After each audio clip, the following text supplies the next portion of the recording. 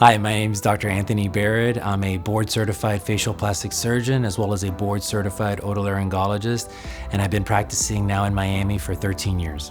I've been practicing hair restoration surgery since 2011. It's something that I've always been intrigued by, not only what we're able to accomplish with modern techniques, but also how natural we're able to make patients appear after having a hair transplantation. Hair restoration prior to really meeting with Dr. Epstein was always to me a bit of a stigma. And I always thought of the old doll plug or a very unnatural looking appearance.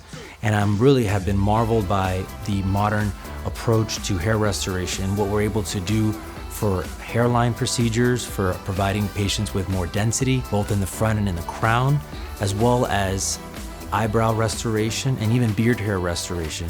It's amazing what we're able to accomplish today in giving patients a very natural look.